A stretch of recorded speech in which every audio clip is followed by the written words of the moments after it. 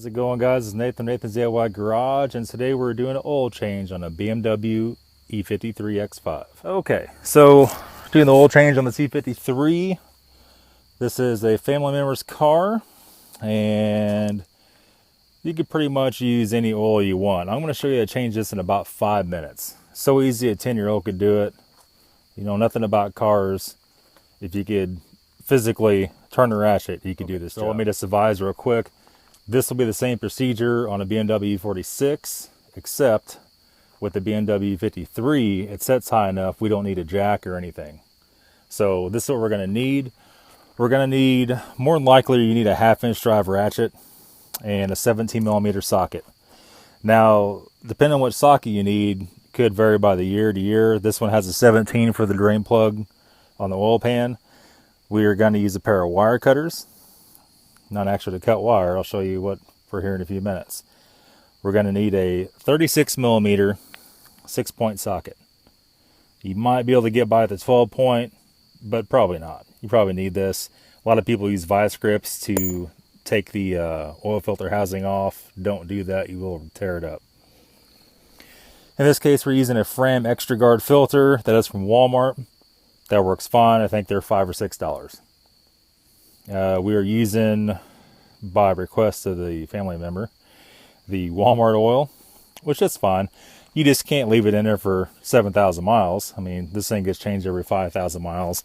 In this case, we're using 10W40. The car does call for 5W30. So like I was saying, in these older cars, once you get some age on them, 10W30, 10W40 is fine. I wouldn't go any thicker than that unless you're having some kind of usage problem. But 10W40 will go through the lifter just great. You don't have to use synthetic. You know, against popular belief, a lot of guys think they have to use the best synthetics you could possibly buy. On the 6-cylinder cars like this is a 3.0. That makes no difference. On the V8 car, on the M62 TU, that might make your timing chain guides last a little longer if you use synthetic, but probably not. So you're probably just wasting your money. Be a lot better off using that extra money you spend on synthetics. And if you have the M62 TU 540, 740, or E53, you have to do the timing chain guides every 100,000 miles. If you don't, things are not going to go well for you in the least bit. So let's go ahead and get started. I'm going to show you first off what we're going to use the wire cutters for. So this is somewhat the same on the on this car and on the V8 models. And we're going to want to go ahead and pull this plastic cover off right here. And by doing that, we're going to start off by pulling these out. And this one over here is already kind of taking itself out. And there's two here, and I can see right now they're not hooked in, so that's fine. And we should be able to go ahead and lift this whole panel out, and that's going to reveal your oil cartridge container right there. And at this point, we still need to take off the hose that goes to the CCV. If you don't have a CCV or don't have a rubber hose on this, you will not need a straight screwdriver, but in this case we do. All right, so in this case, we have the CCV running on this thing. If you guys want to see the video on how to do that, I'll have a link at the top. I have several videos of that up. I'll link one of those to that. Let's go ahead and just pull this guy off.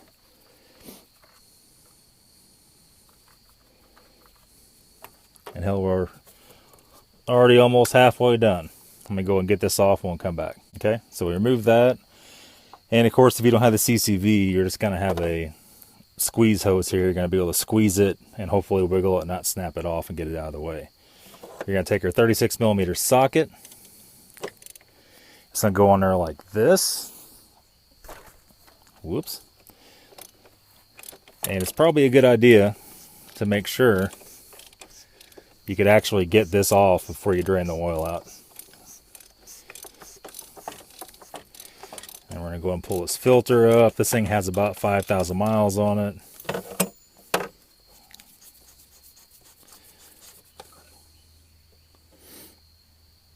Looks pretty black.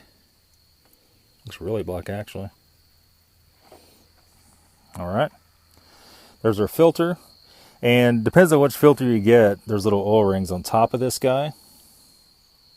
Now, why would you focus? Come on.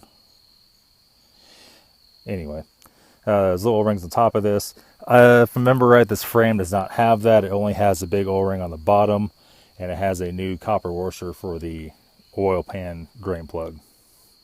Okay, so I lied to you. There is going to be one more thing you're going to need, is something to drain the oil in, and that's your, I don't know, that's your total animal that's draining on the ground. I don't know what you guys are into. 99% of the people's going to want this guy. You can buy this from Walmart. These aren't expensive. I don't remember how much this was. 10, 12 bucks. This one actually has a place to put the filter so it could drain. Even though this isn't quite the canister. Well, it's the canister filter, not the screw on. If you have a screw on, you can tip it up there and drain it all out. Once it's drained out, you can put it back in the box and throw it in the trash can. Dispose your oil and everything's good. Okay, so we're under the front of the car here. Get the mic, it's getting all messed up. We have our oil drain pan, and under here we have the skid plate. I might have to go and turn some light on here. All right, got the light on. There's going to be 2 access ports in the E53 skid plate. There's going to be one right here in the front. That is not the one that we want.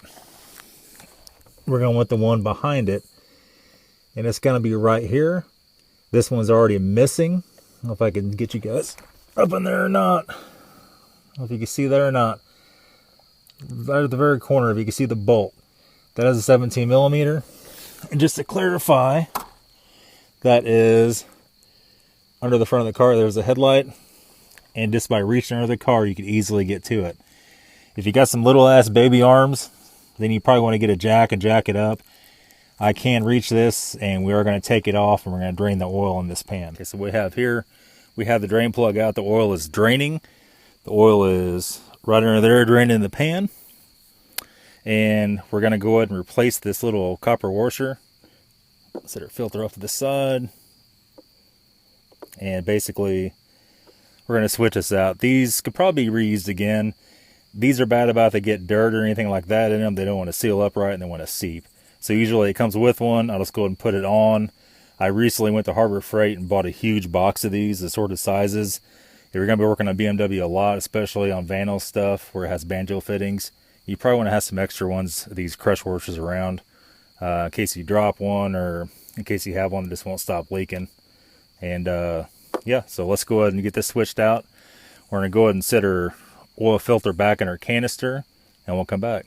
Okay, so here we go. We have the oil filter housing out, or the carrier you might say, and we have the new O-ring on it. So all we've done here is, and here's the old one, we've taken a straight screwdriver and we just hooked under the O-ring and we just worked it up and worked it off. Real super easy. A lot of guys take a razor knife and just cut it. You could do that if you want, I guess. It's kind of whatever you're into at this point. We're going to go ahead and drop our filter in. On these, you could either put it on this or you could drop it down in here like this. I like to put it down here like this, and it'll actually push down, and you can make sure you have it in there right. If you put it in there wrong, they tend to get twisted. And so many of these cars, I'll take them apart. The filter will actually be twisted, and it'll make the oil light come on in the dash. When you come up to a stop sign, come to a stop and sit there, the red oil light on the dash will flicker, and somehow that messes up the flow if it's a little bit crushed. That's a super, super common thing to find on these.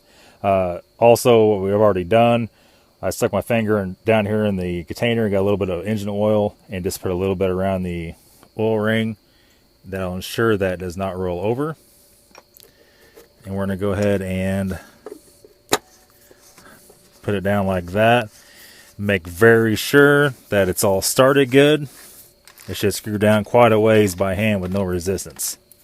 Okay, let's go ahead and get our 36 millimeter socket and snug it up. All right, we're starting around daylight, so we're trying to hurry.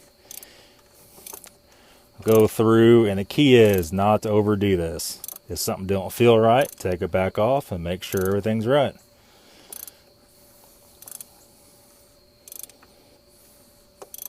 keep going, and we're going to feel it get snug.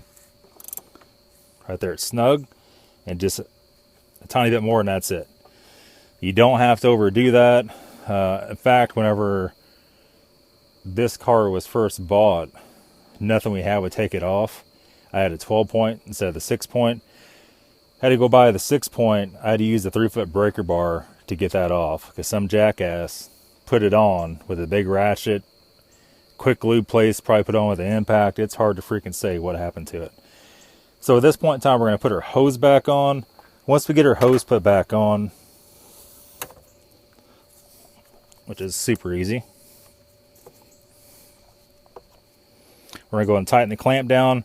We're going to get underneath. We're going to slide that oil drain pan out, and we're ready to start filling up. Okay, so here's the old oil in the jug. If you notice, this jug has, this pan, you might say, has a spout on the corner.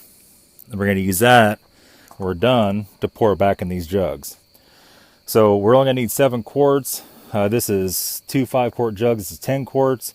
We have another empty container around here. We can pour the remainder in if it won't all fit back in one jug. You have to remember something. These jugs are not completely full when you buy them brand new. No oil jug is. So a lot of times, even though it's only a 5-quart jug, it'll still hold 6 or 7. So what we're going to do, we've already replaced the oil drain plug. We've already put our CCV or our catch can hose back on. Getting really dark out here now, guys. We're going to go ahead and put 7 quarts back in this thing. And how you could do that is if you look at these jugs on the back side of it here. Let me go ahead and just turn the light on. All right. On the back side, they're marked. All right. They're marked in quarts and liters both. So what we're going to do, we're going to put one whole 5-quart jug in, and then we're going to put basically 2. This is actually up here. So we're going to put it down to the second notch here. So this would be 1 quart. This would be 2 quarts. And you can look at the sight glass. You could pour a little bit. You think you're getting close. You could tip it back up, hold it level, and you should be able to see where you're at here. So we're going to go and put 7 quarts in it, and we're going to put the cover back on it. We're going to start it up. We're going to check for leaks. We're almost done, and good thing because it's getting dark. We have it poured down here to the second mark. That's just about perfect. We're going to go ahead and get that out of the way. Before we put our external cover on, we're going to go ahead and start it up, and we're going to look for leaks. We're going to look for leaks around the drain plug on the oil pan.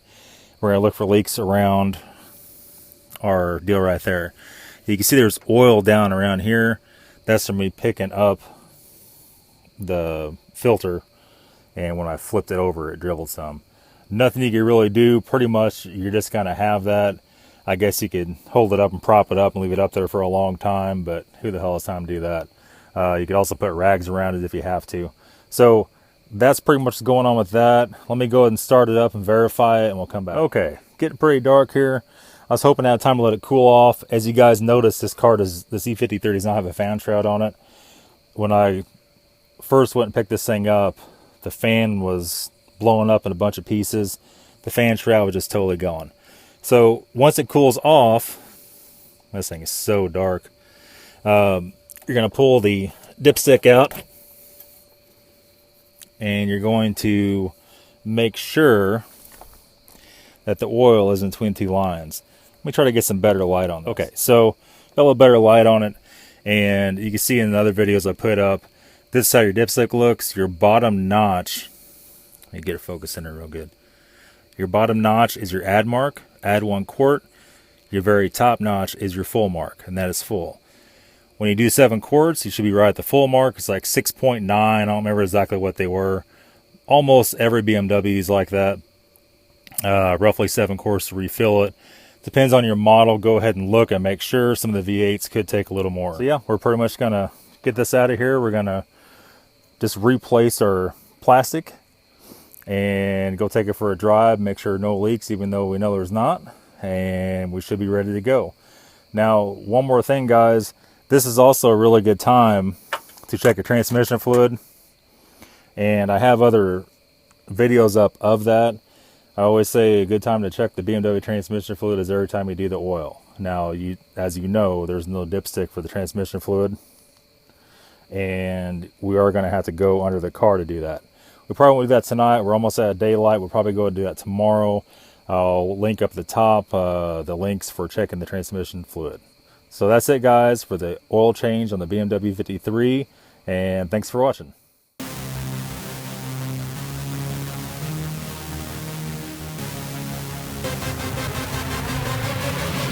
Yeah.